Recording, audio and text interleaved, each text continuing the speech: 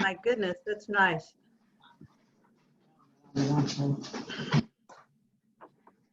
So we have a bunch of folks on this call. So it's going to be interesting.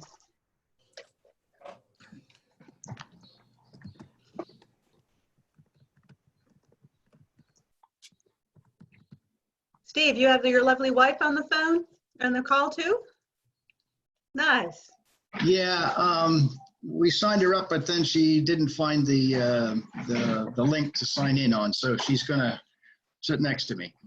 I think a double's good. There we go. There you are. Heather, what's your background there?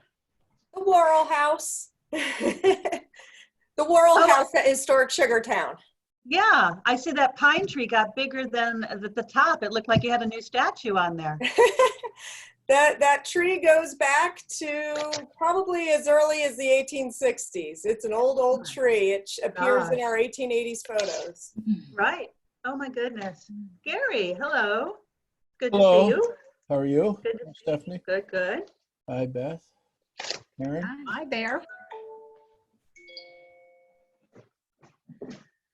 So Beth Krallis, we have about how many people you think on the call today? Right now we have 28, and as people come to join us, I will continue to let them in. Okay. So welcome, everybody. Thank you, everybody. Good afternoon. Good afternoon, everybody. That's right, Stephanie. Thank you.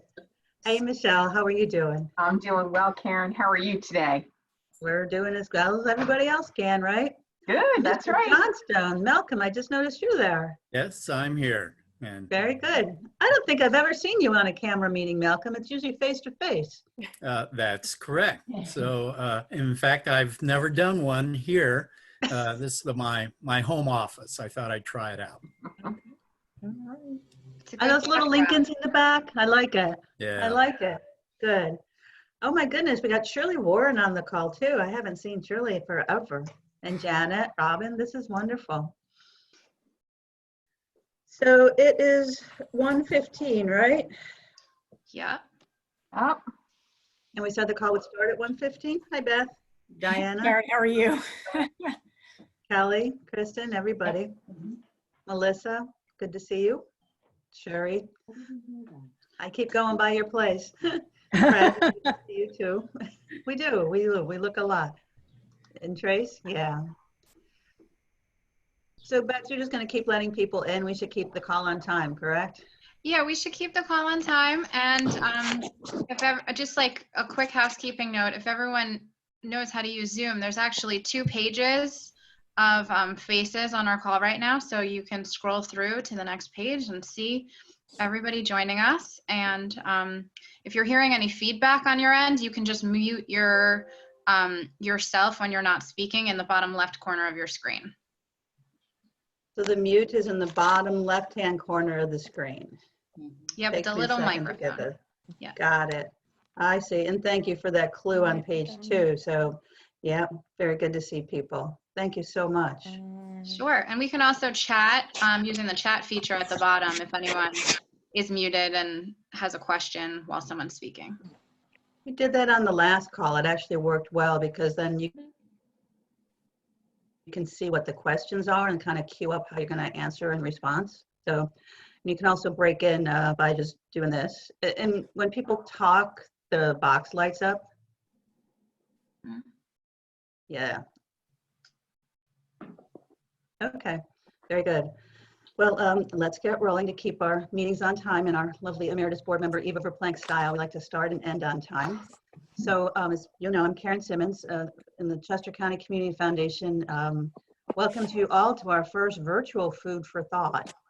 We have been doing these in Southern Chester County and realized that we should continue doing them virtually.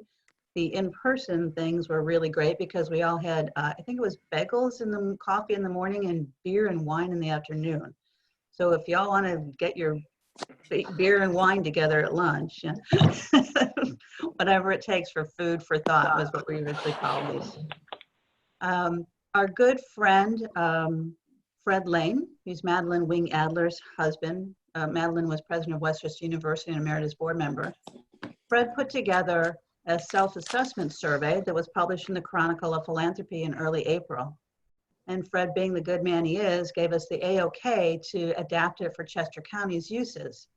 So we put it out online and got over 100 responses within the last week or so, and decided to design these food for thought workshops in alignment with the topics that Fred had in his survey.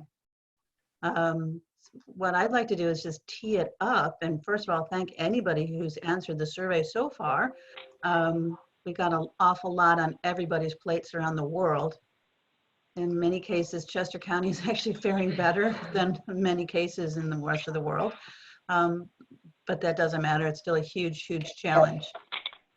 And I have to say that post-COVID is going to be never post-COVID, because it's always going to be with us. So we really do have to figure out how to be resilient. And I'm hoping that we can give you some support and some resiliency on these food for thoughts. And if there's other topics that you want, just tell us, email, tell us, whatever it takes, and we'll try to put some things together and get more folks on. I'm also really happy with the Community Foundation's resource page. There's a lot there that Beth K. and Jamison have been putting up and summarizing some in-depth things, not just on immediate response things, but longer term, what's the world going to be like for everybody. So lots of tools, and we're always trying to find resources. So I want to thank all of you for keeping things rolling, because we have no choice, but there's a lot of adapting that we got to do.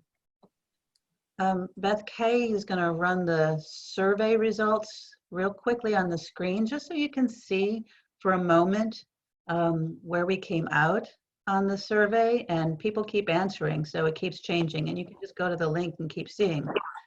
So, and then I'm just going to take less than 5 minutes to go over the survey, and then we're going to roll right into Beth Krallis and Jamison Ludgate doing a crisis communication session.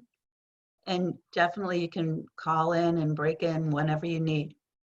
So the first part of it is the learning to work, the managing operations. You know, when we started this, everybody was like, oh my gosh, what are we going to do? Are we going to shut down our nonprofits? Wait, some of us are essential. We can't shut down.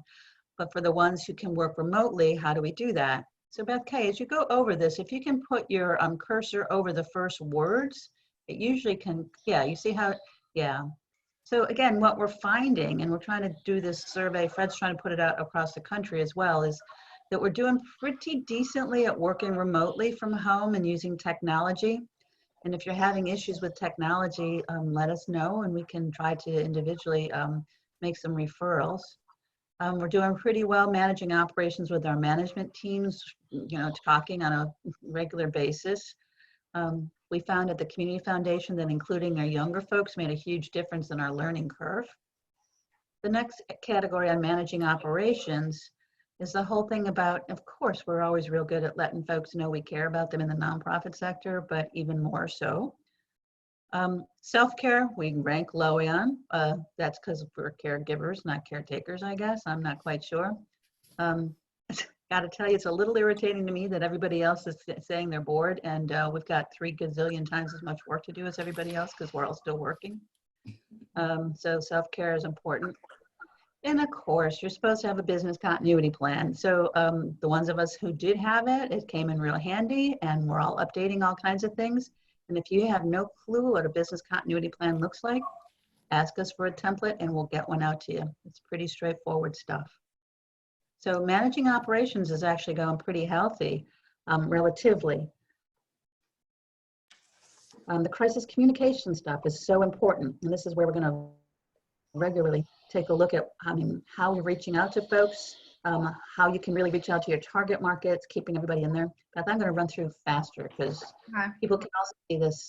But again, in the overall communications area, there's some baseline strength. Yep. And then really, but how do we keep our nonprofit in the spotlight with our stakeholders when so much of this has got to be electronic communications these days? There's not the face-to-face wine meetings on the porch and all. So managing operations and crisis communications, fairly decent.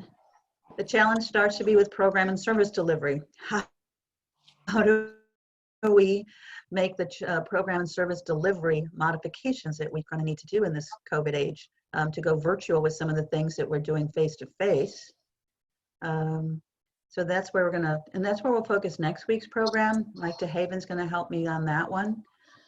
So program and service delivery modifications, we'll talk about what folks have been doing and what you've been doing. Org strategy, that's going to be a longer term question. Right now, I think a lot of folks, as you look at the org strategy responses, org strategy, there's some quick decisions to make with program and service delivery, but there's some longer term things about a 1-year plan or what's in your strategic plan and those new programs we are going to develop. Well, you know, obviously we can't right now, but what do we do? And what are we going to look like in another year? So we'll do that next week because it will drive the next 2 charts. And when you look at the next 2 charts after org strategy, we're talking about finance and fundraising. So of course, at the fiscal security part, this is the one that I gotta say, Chester County is doing better than other parts of the country. Trying to really match mission and money, trying to figure out what kind of ways to retain people. Is there any way to make any cuts? Do we even do? And when you do make budget cuts, you know, how do you make those decisions as well? So we have a fiscal session, and obviously that's going to come from the programs and service side. And the big one is always money, money, money, fundraising, fundraising. So Beth Harper-Briley is going to lead a session on stewardship. Some of the things about diversifying revenue streams, people have been pretty good about applying for them, but they're having issues applying for some of the revenue streams that are out there. Let us know and we'll see how we can help. And then the big fundraising. We know there's going to be things about gifts from individuals, gifts from foundations and grants and corporate grants. And what the heck are we going to do with our special events? How are we going to have that gala and that golf outing? How are we going to turn it virtually? And okay, how do we even have time to talk to our public officials to make sure nonprofits don't get stopped in their tracks here? So we're going to have a number of sessions on fundraising, of course. And then if you look at the charts at the bottom, just a really nice array of nonprofits across the field, various fields of interest. I was kind of surprised when you look at the age of nonprofits.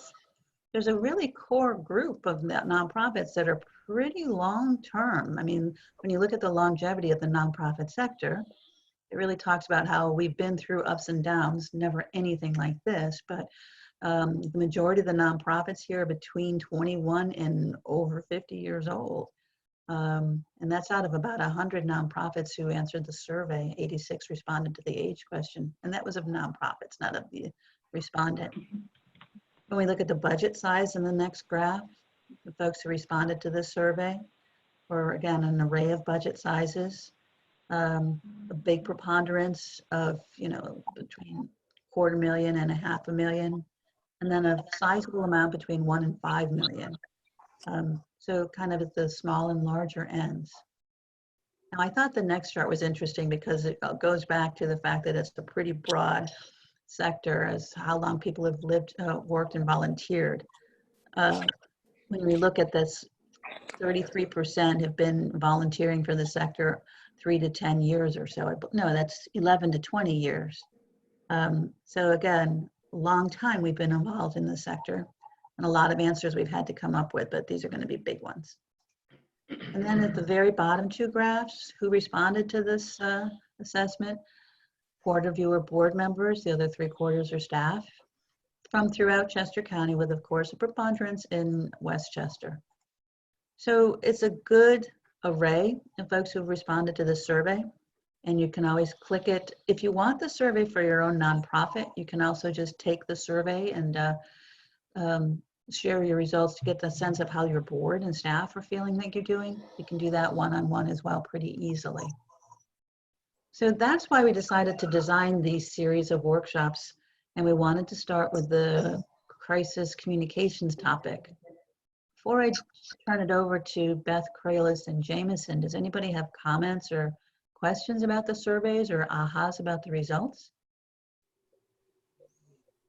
Are we able to get a copy of those results, do you know? Yeah, there's a couple ways. One is the link. You can just click in there and it will take you right to it. and then you can just download as a PDF. And what we'll do is, once again, resend it to everybody right after this. Beth Kay will resend that link out.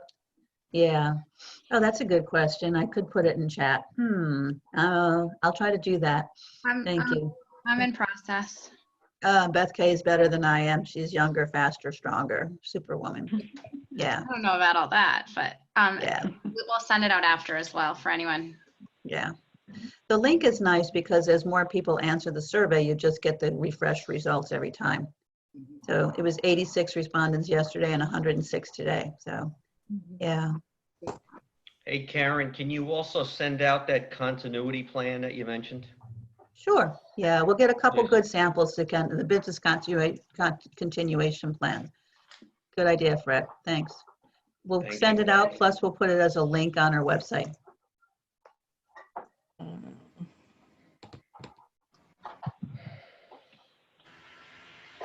Okay. Did somebody need a request to record the meeting? You're welcome to record it if you'd like, I believe. Are people called for that? It is currently being recorded. Okay. I just saw in chat that there was a request to get permission for that. Showed up on my chat. Okay. All right. Beth Krallis and Jamison Ludgate are our Marketing and Communications Office at the Community Foundation. They're supplemented by a few fabulous interns and have really stepped up. So let's make this a conversation. You have a handout to share, but we'd also like to know what y'all have found is useful and not useful, and what more we can put out there. Okay. Well, thank you guys for joining us today. And as Karen so kindly introduced me, I'm Beth Krallis. And Jamison and I work on the marketing and communications for the Communications Foundation. So I'm sure you guys are here to learn more about crisis communication. And I'll just start out by introducing the topic.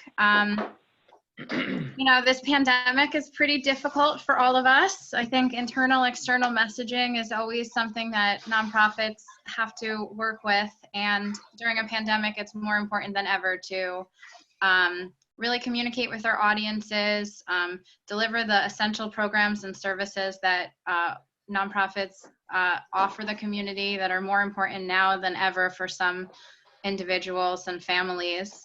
And our fundraising is now going to be altered, and the way we deliver programs is going to change.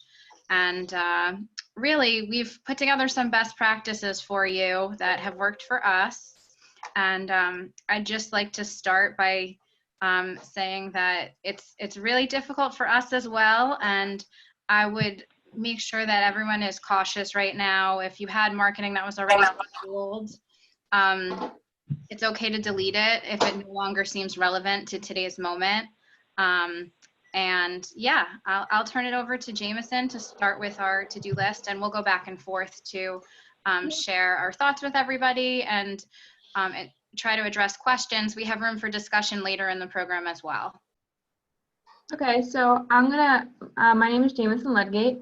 I'm gonna start us off with the crisis communication to-do. So these are some topics we've compiled after doing research of our own, and the resources we used are at the bottom of the handout. So the first one is to identify your crisis team's assignments and roles. So this pandemic is, as Beth said, like something new for all of us. I'm sure it was in none of our job descriptions to deal with the pandemic.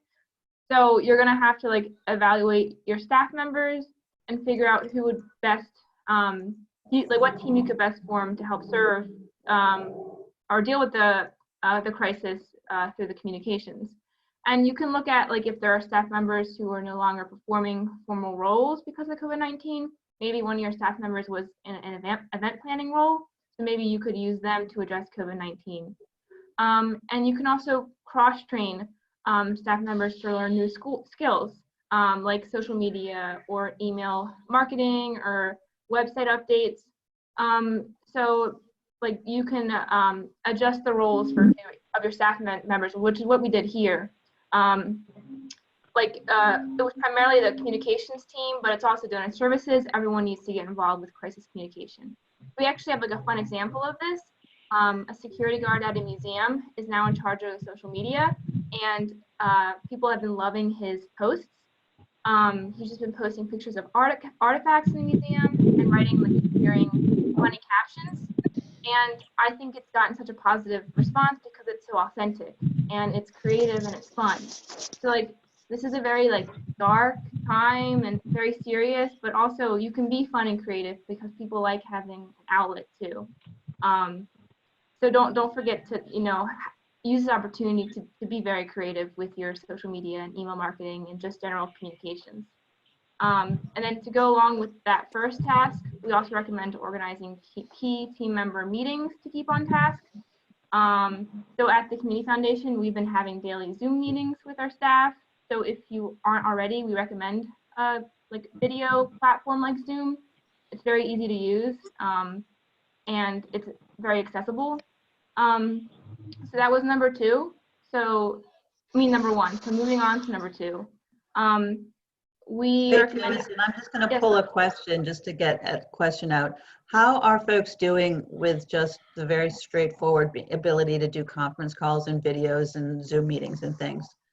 Can you do some hand raises, or, I mean, is it working for you? Are you able to do Zoom meetings and video calls to get people together?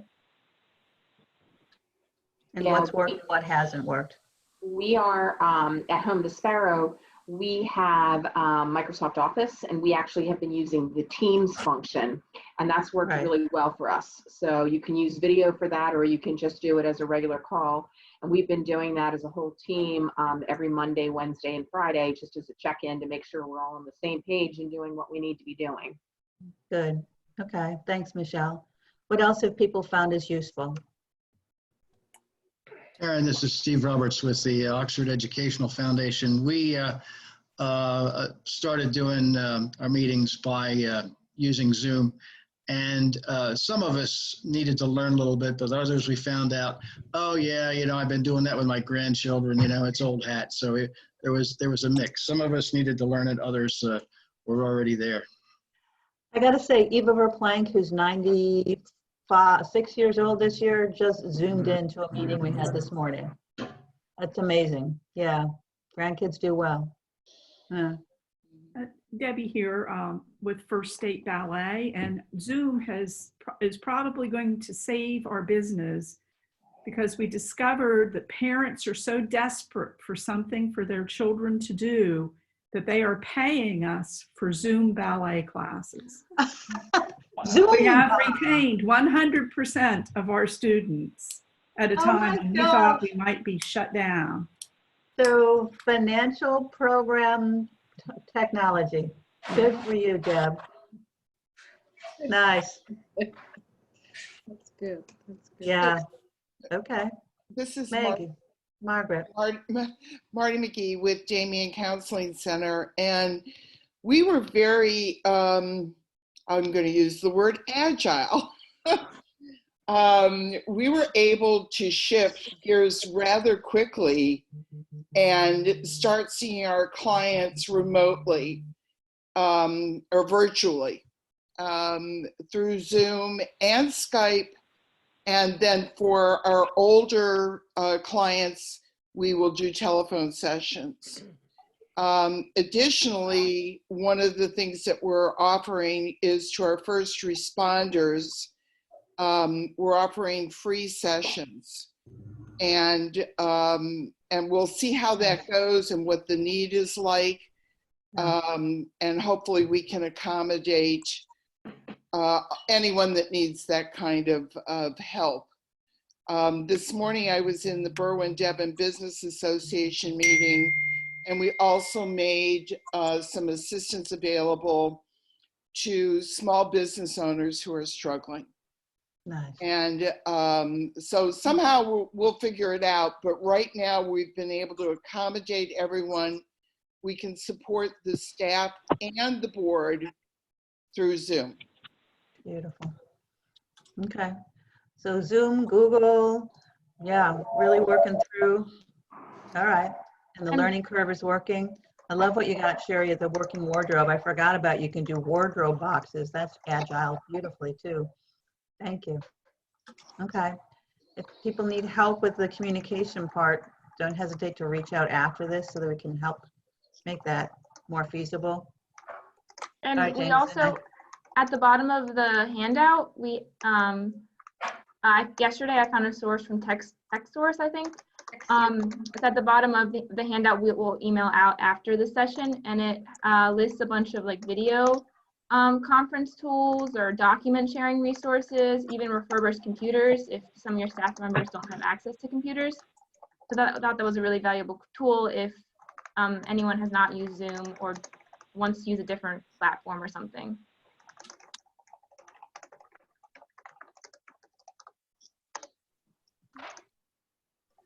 Beth? Can you guys still see my screen? Yes. Yes. Okay. All right. So there's lots of great platforms out there. I think they're all user-friendly enough once you guys got the hang of it, and you're ahead of the curve because you're all here right now, which is great. So Jamison, you want to continue with a few more, and then I'll take the lead. Yeah. So the next like to-do point we had was to identify the programs and services your organization needs to offer during this crisis. Those are like life-saving or life-sustaining essential services, both for your like supporters and for your own nonprofit too. And we recommend that any programs that you had previously organized that maybe aren't as relevant right now because of COVID-19, you might want to put those on hold or like change them up. And you could turn them virtual, but just make sure that it's something that people would want to access right now and would maybe have some connection to COVID-19 because that's top of mind for everyone right now. And kind of in the same regard to that one, I'll just move on to number 3.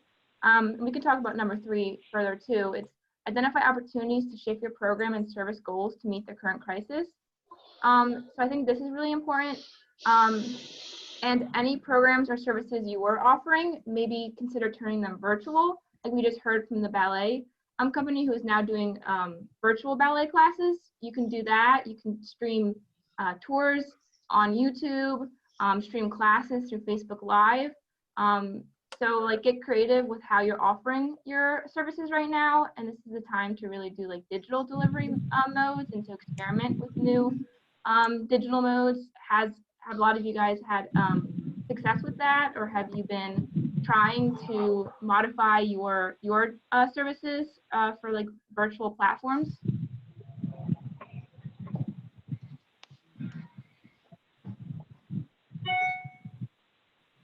Well, I'm involved with the Kennett Square Senior Center, and most of our constituents are not tech savvy. So that's one of our challenges. Plus, for right now, we're shut down. So. Well, that was. Well, I can speak on some of the other nonprofits I've been noticing, and I'm sure. I was actually going to ask if there's other senior centers on the line. Are there any other senior centers on the call who are able to provide services at this point? I'm not sure, Fred. I know the one in Phoenixville is doing all kinds of meals and food delivery and stuff. Thank you, Moira. Right. Fred, Yeah. Fred, are you on the? Are you in Kennett? Yes. You and I should maybe try and contact after the meeting, because I can direct you to some tech support people that are willing to help with that.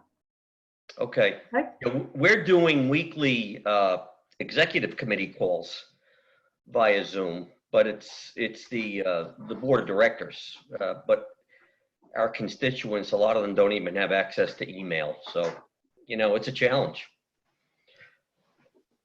And what you're talking about is food delivery and really trying to do activities.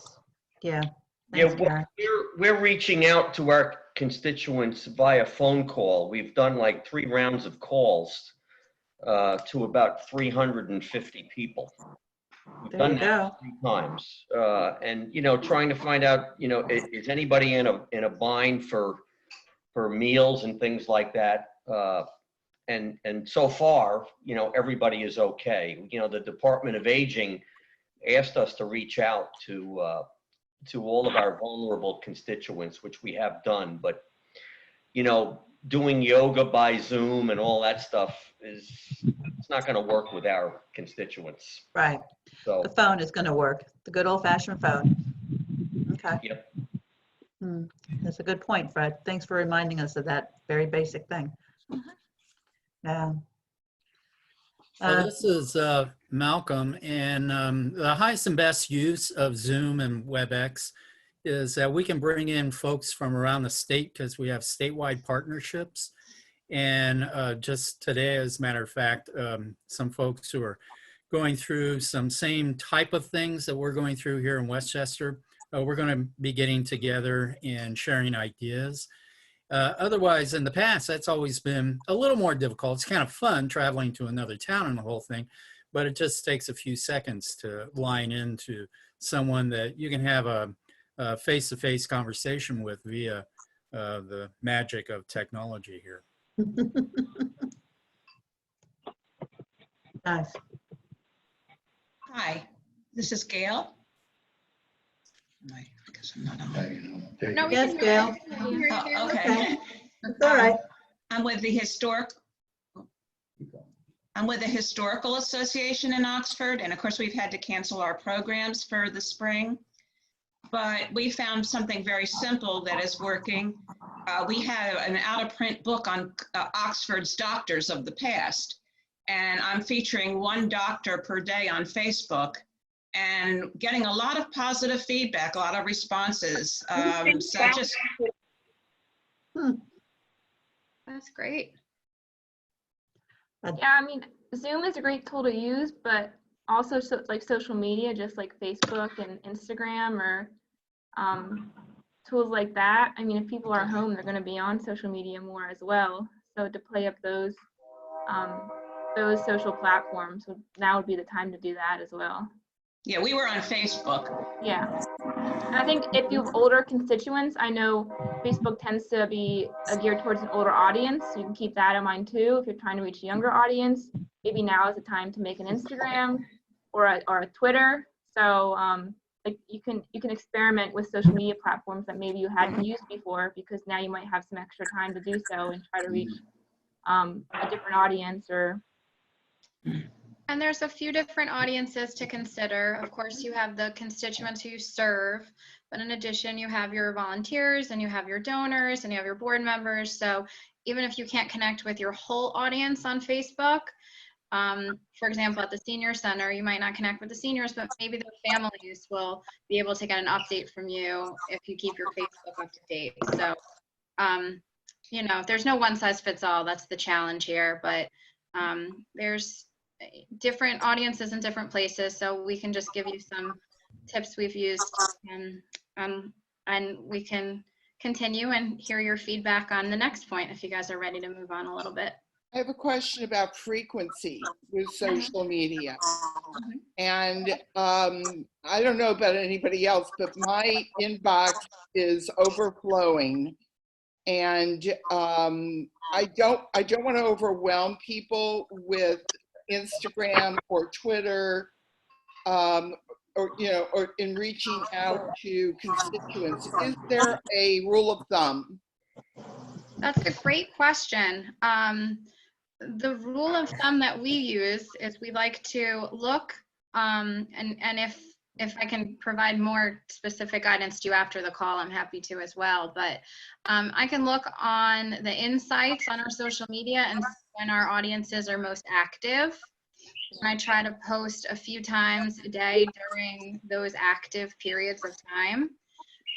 Right now, we're putting out a lot of information, admittedly, and if people don't like it, then it's in their right to unlike us and stop following us to see those updates. But it's more important for us to get out there and get the messages out there than, and I think we're seeing that in the growth in our analytics that, yeah, people might unlike us, but then new people do like us because they want to see the information that's going out. So there's, I'm sorry to say, no great approach, but if you're posting 3 times a day right now, that's probably okay. And if you can't, if you're posting once a day, that's fine. Right, but when you're trying to spread your messages, you need people to share that. And Ideally, you want people to share it, so staff can share it and board can share it, or they can just like it or comment on it as a start. okay. And that's just like tagging other organizations in your captions if they're tied to the post you're trying to make. And you can also like, for each platform you use, your messaging can be a little different. Like you might post about something on Instagram that you wouldn't necessarily post on Twitter. And that's just like doing some more research about what does best on each platform. But if you have the time, certain like messages and do better on certain platform versus other and might receive more engagement.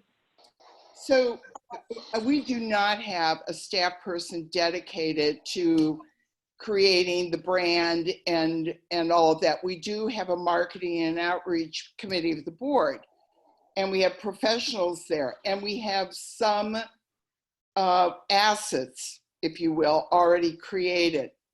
But one of the things that I think we found challenging about getting the message out in multiple medias was having that brand created and being able to get it out over the different medias. Does that make sense? Mm-hmm. Yeah, that's an obstacle because there's so many different media forms right now, and it's probably more important to determine which ones are the most engaging and maybe just focus on those for right now. So I would recommend you start with your website. That's your brand, that's your place, that's where all people go and where you want to get the most clicks to.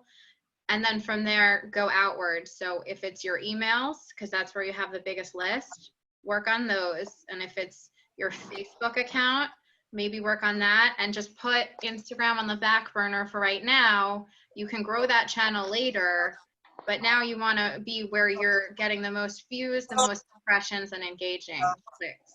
We do have Google Analytics, and I'd forgotten about even looking at that until you mentioned it. And you're right in that Instagram is going to reach a younger audience, and we tend to use Facebook for our seniors. Mm-hmm. So we don't want to lose sight of that broad base. Mm-hmm. But thank you for that. And I recommend if anyone isn't using like Google My Business or looking at their Google Analytics, no matter what, 90% of the people who find your website are Googling it. Like Googling counseling centers in Westchester or senior centers in Coatesville or whatever. So like make sure, especially now, like make sure you update your Google account, and you can write like closed temporarily or working remotely, just so you know people are aware that you're still have services available when they Google you. Jamison and Beth K, can you push on to a couple of points and then get some conversation going? Yep, sure. Just some highlight points, and then because people have a lot of good things to share. Yeah, we'll go pretty quickly here. I'll go through the next 2 points pretty quickly, and then Beth will take it from there. So kind of what we were just talking about, make sure that you have developed relevant internal, external messaging. So that's like on your website, with emails, on social media. Make sure that you're using like your brand colors, your logo, your messaging is consistent with how you want it to be, because even if you can't meet with people in person, you want to keep on top of people's minds, and you can do that through social media and email messaging. And then then this is point number 5 is determine the scope of your outside vendors and budget adjustments. So for instance, when the COVID outbreak happened, we had a Google ad campaign going on for our Sweet Charity event. So we had to cancel that. So if you have any like external paid advertising going on right now, we would want to cancel this kind of activities. And now is also the time that, say you're using an outside vendor to update your website. Maybe you will take it upon yourself to learn those skills and update it, or use Canva.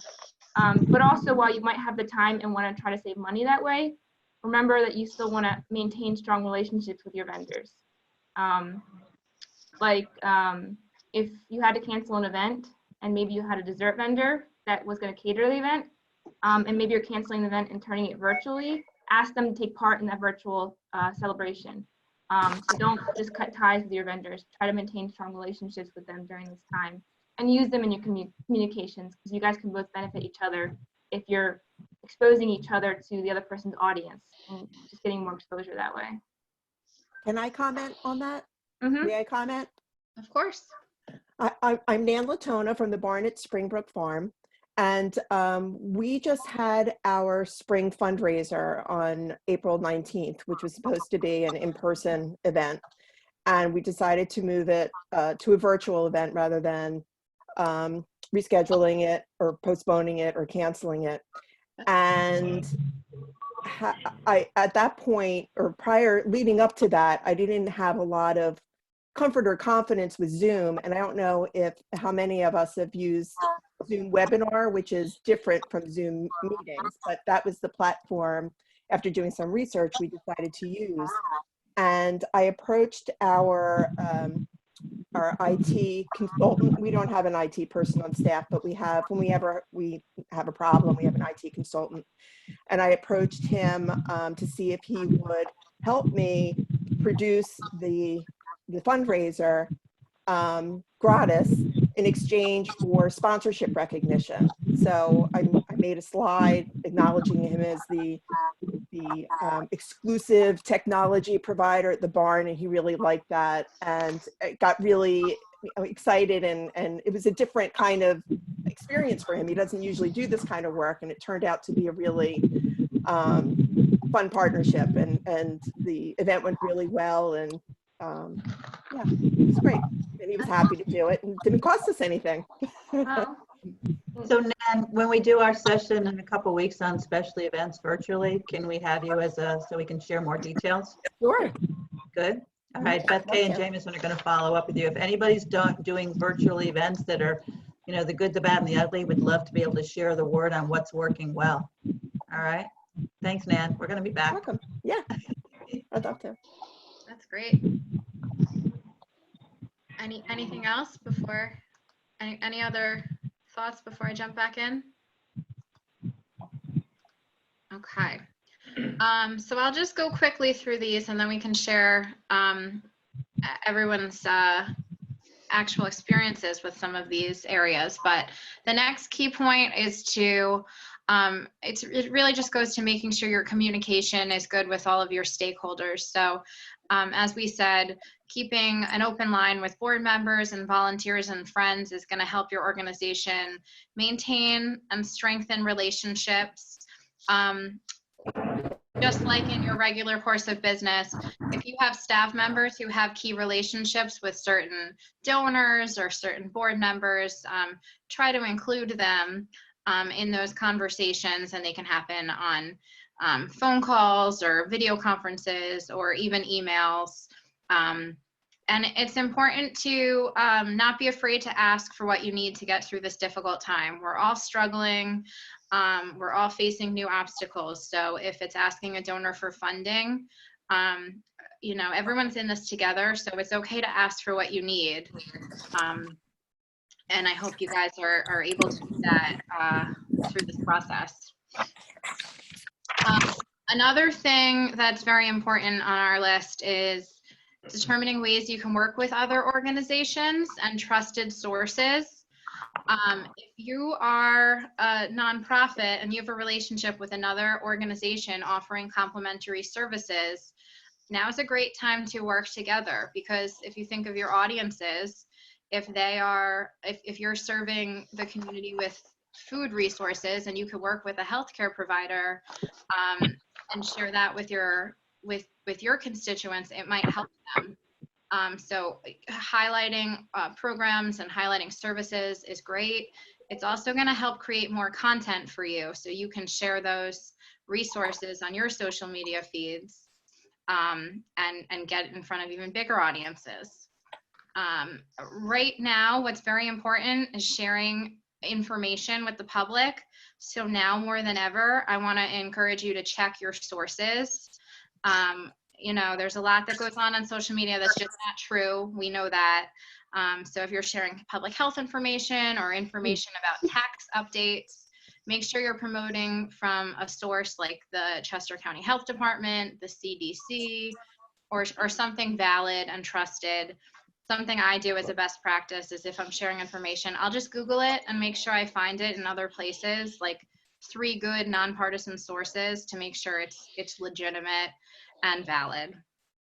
And you can also just include a disclaimer on your materials if you'd like, that it's informational purposes only and people should consult with an expert before making any major financial or health decision.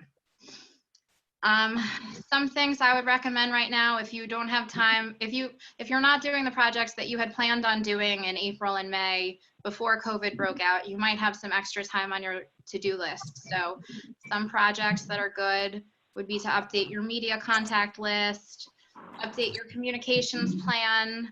If there's evergreen content that you can share about your organization, and this would just be stuff that, you know, your mission, your purpose, what you do with your funds, how people can help and get involved.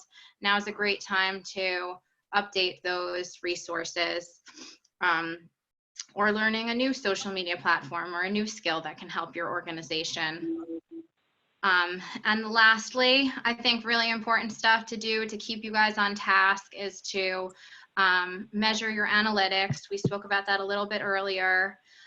Continue sharing stories. Part of communicating is really just getting the word out. So can you continue sharing stories of good things happening in your community?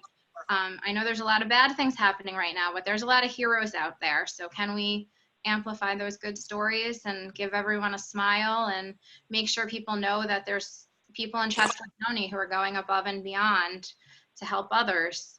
And then the last thing, it's really simple. If you go on social media as your organization and you start engaging with other content, I think it's reciprocal. I think the more you put out there, the more you get in return. So go and just be positive and like and share what other groups are doing. And make sure, you know, we can do a little bit to make people not so sad right now while we're all facing this crisis. We're in it together. So anyone have experiences with any of those? Sorry, I kind of jumped through really quickly. Well, this is Malcolm, and our experience has been that if you can post something really nice that's happening, for example, here in Westchester, they opened the fountain at Marshall Square Park, and we posted that on Downtown Westchester Facebook page, and it just went bazonkers. People were looking for something that's nice to look at, that's kind of a joyful thing, and that's people are really responding to niceness these days. That's a great message. Yes. We had noticed a bunch of hearts in the windows in a lot of businesses in Westchester, and Jamison in our office added to that project by putting hearts in our windows and sharing that on social media. While we weren't the first, we kind of jumped on the bandwagon, but it really, I think, made people smile, and it also just lifts people's spirit. And if that little bit, somebody likes it, builds that engagement, I think that's a small thing to do with a big return right now. Yes, the hearts in the windows, that was actually the biggest as far as response. So that really resonated well with people. And thank you very much for putting hearts in your windows. You've added to our hearts. It's important to do, you know. So I actually just saw something recently on Facebook, and it happened to be a Chamber of Commerce. And what was nice is they did the thing that all the schools are doing or classrooms are doing. If a student has a birthday, they're doing kind of a drive-by parade. And I thought back to the senior centers, and I know that every month they used to host a luncheon for all the birthdays in that month. And I thought that would be a great idea for a senior center, is to get their volunteers and or staff to do a drive-by parade of all their people there celebrating birthdays that month, get photos of it and post it on Facebook. There we go. So we did a very, very quick overview of some key points. I know this time has really flown by and we don't want to take advantage of your time. We'll send around a little checklist for evaluation so you can tell us if this was useful or not. And as I said, there's other topics we're going to want to really pick up on. There's some good questions coming through on the Zoom group chat. So thank you for being both verbal and written in our communications today. It's hard to just say goodbye in a sense because it's going to take a while until we see each other face to face. But I do want to thank everybody for every single thing you're doing every day and for getting together even now to share information on what's working and what's not working. Please don't hesitate to let us know how we can help, because the more you help us, the more we help you, and it just keeps going around. Everybody stay safe, stay healthy.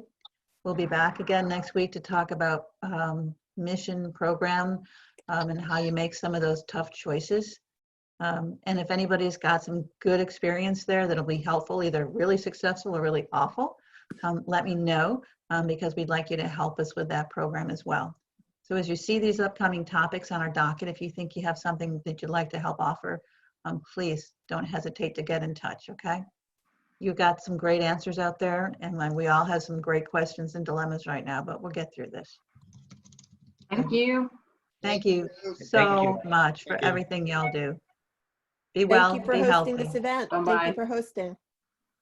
Thank you. Everyone. Thank you. Bye. Thank you so much. Thank you. Bye-bye.